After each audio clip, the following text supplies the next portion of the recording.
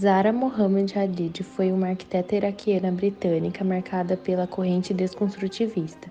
Foi a primeira mulher a receber o Prêmio Pritzker e ficou reconhecida mundialmente por causa do seu design linear, desconstrutivista, acompanhado de curvas, formas e perspectivas inspiradas na natureza. Ela era fascinada pela arte abstrata e considerou o pincel um instrumento arquitetônico, pois se sentia limitada pelo sistema tradicional de desenhos arquitetônicos. Em uma participação sua na exposição de 1988 no MoMA, o seu projeto foi considerado como uma sensibilidade única e particular, onde a ideologia da formalidade pura e simples é contestada.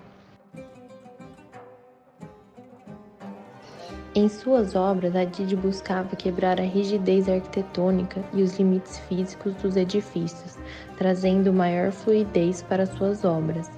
Possuía um estilo versátil, ousado e fora da caixa. Pode-se dizer que ela gostava de construir desconstruindo, e assim como no desconstrutivismo, ela explorava as diferentes possibilidades e possuía uma liberdade formal ilimitada.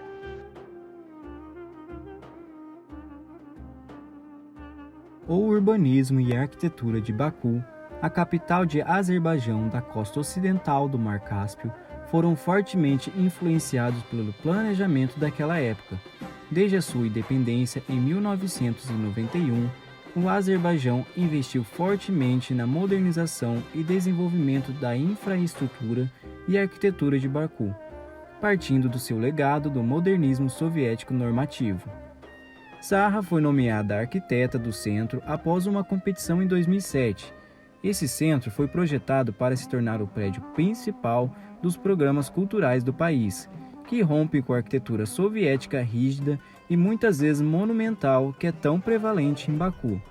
O projeto tem como conceito e busca expressar a sensibilidade da cultura azeri e o otimismo de uma nação que olha para o futuro. Segundo Collin, um dos objetivos do desconstrutivismo é mudar a visão de arquitetura ocidental como conhecemos.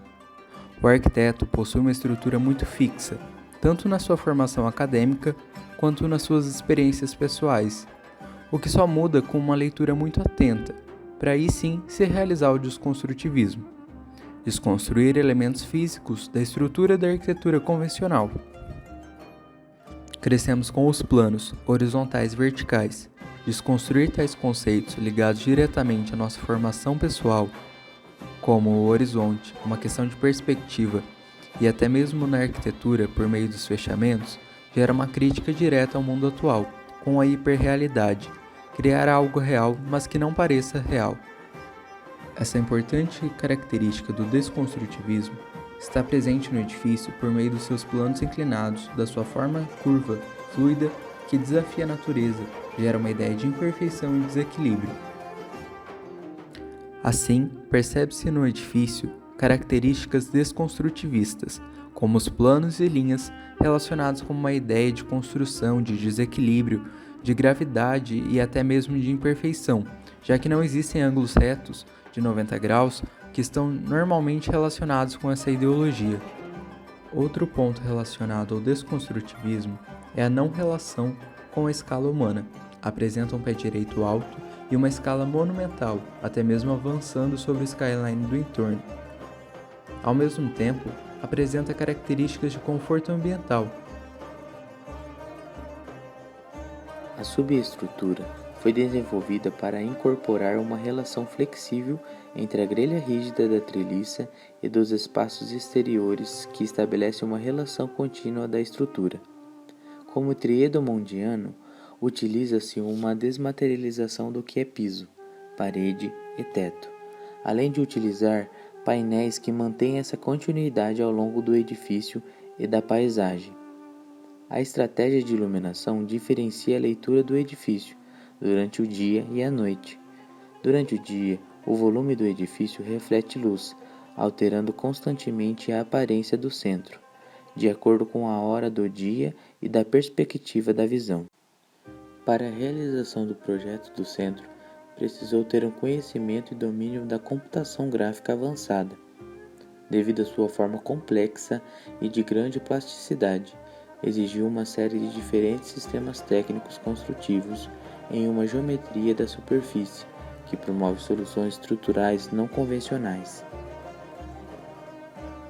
Sua forma orgânica, com ondas e bifurcações, desconstrói o sólido geométrico puro. Com uma estrutura de concreto reforçado com fibra de vidro e também com poliéster reforçado com fibra de vidro, combinada com um sistema de treliças espaciais a fim de alcançar fluidez interior, com diretrizes que, segundo Collin, desconstrói os eixos ortogonais e permite espaços maiores e livres, sem que haja a delimitação de parede.